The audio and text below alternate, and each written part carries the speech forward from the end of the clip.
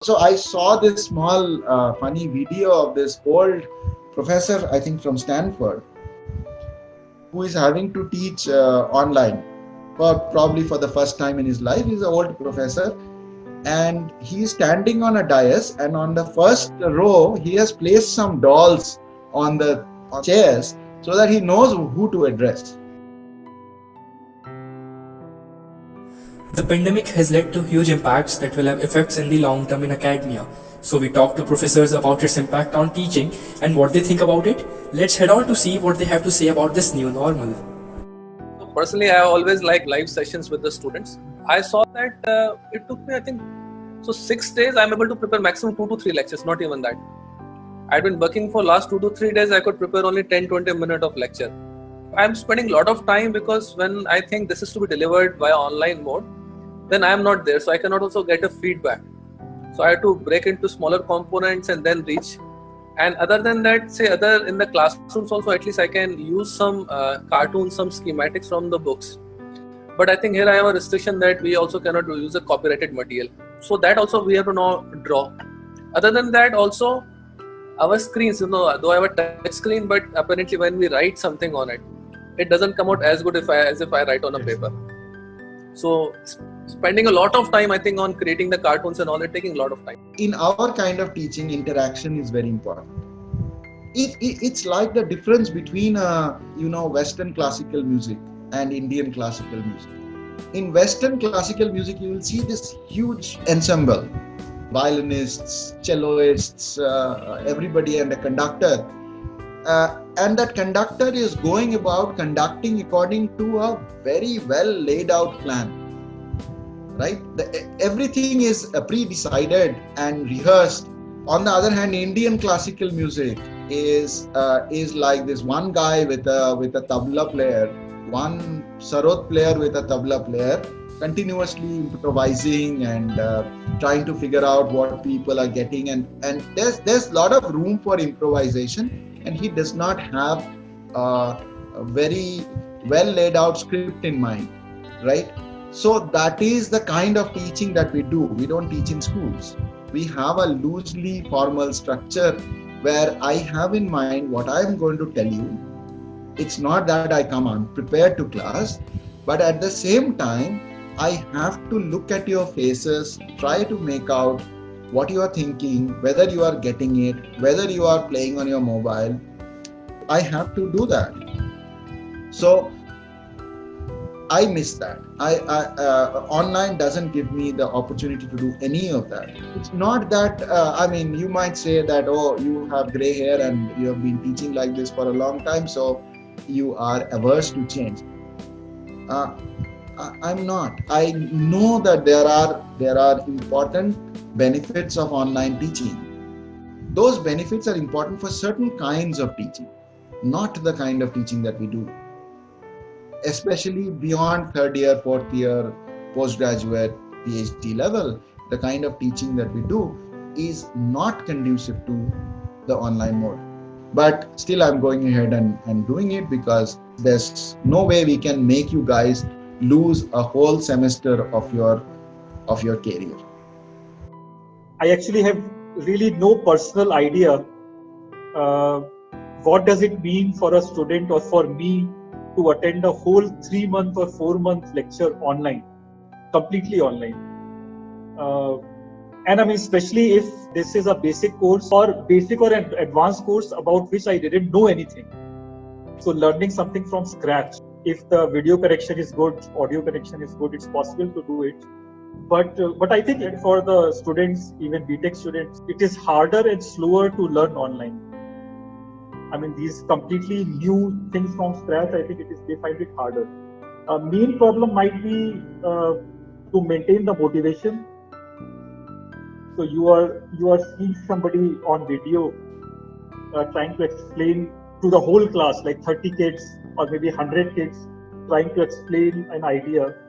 So maintaining the motivation there might be harder than maintaining the motivation in a class.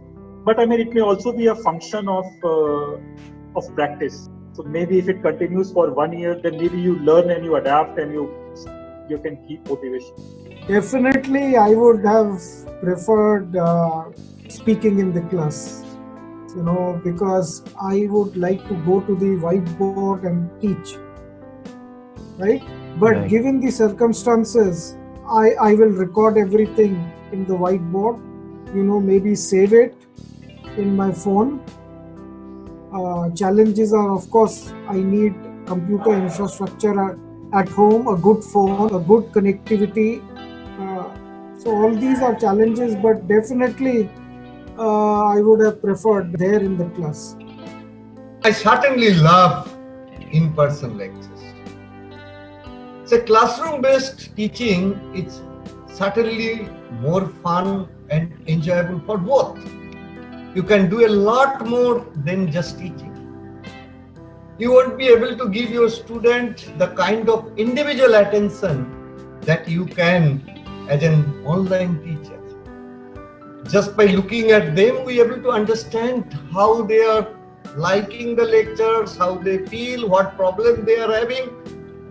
While an online method of education can be a highly effective alternative medium of education for the mature, self-disciplined student, it is an inappropriate learning technique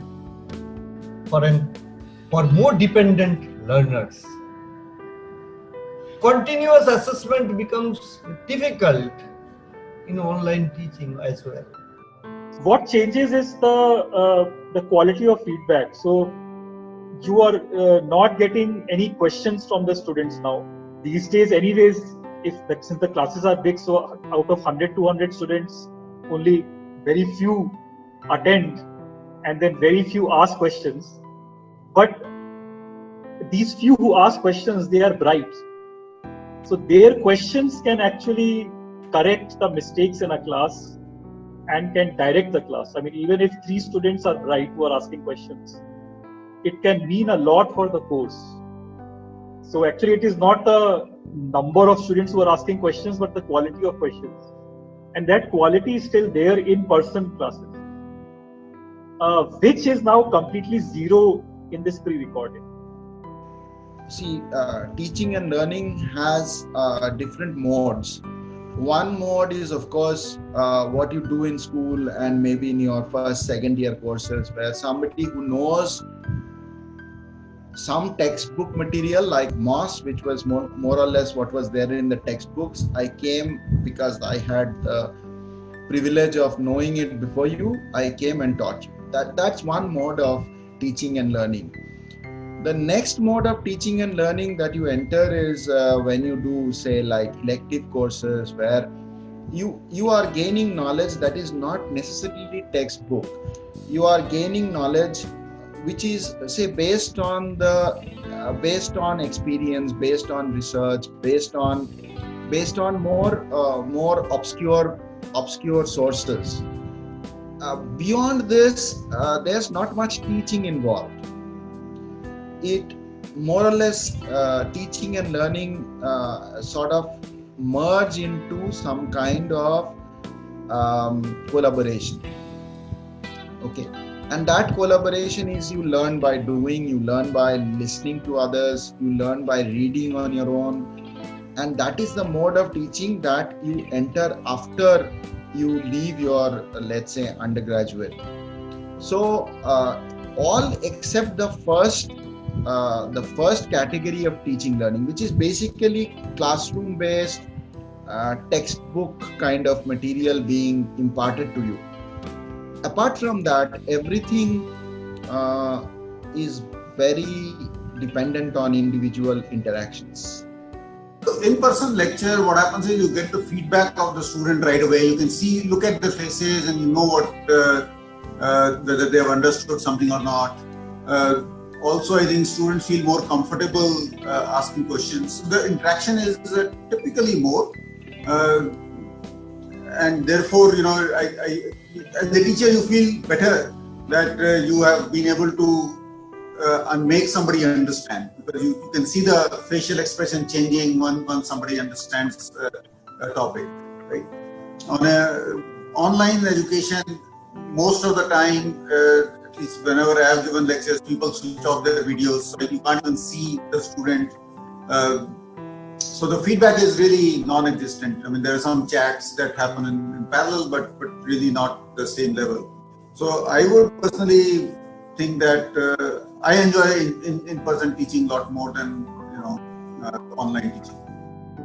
Then we asked professors what technical difficulties they faced while switching to the online mode. So actually, Dean of Academic Affairs conducted many training lectures.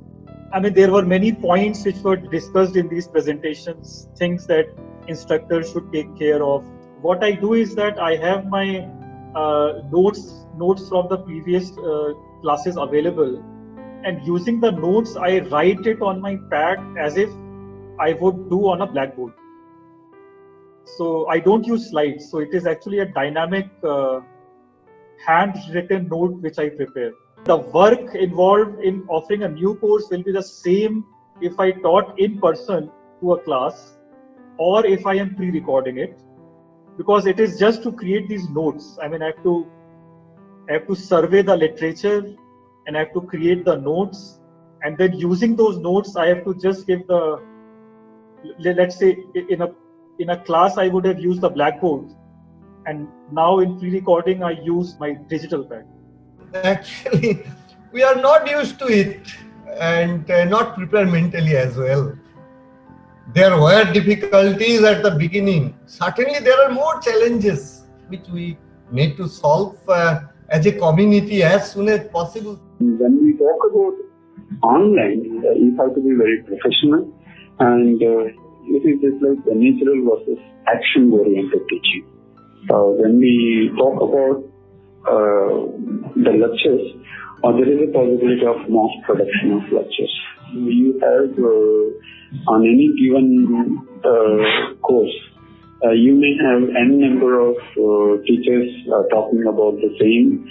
Every teacher will have a different orientation, even though the substance is the same. I also have some kind of concern about whether the students will have a reciprocal manner, will involve in debate and discussion kind of thing when we talk about online. You just can't imagine the kind of background work that we had to do to make this change. I have taught half of the end part of the previous semester online, and all this, I mean, ever since the lockdown happened, I mean, I have been working almost like 14-15 hours a day to get things going. While we might be cribbing about our online semester and how unrewarding it is, our professors are equally distressed about it and want to teach us in person just like we do. So we have been talking among ourselves, we have been having several meetings, and in all of these we are starting with the statement that in difficult times we have to accept one of the suboptimal solutions, and everybody realizes that it's suboptimal. So we are trying to find the best of a bunch of bad solutions. A campus without students is like a ghost town, right? So that's why I just want this to end. I want you guys to come back. It's really like a ghost town. It's amazing how a campus can change if the students are taken out of it.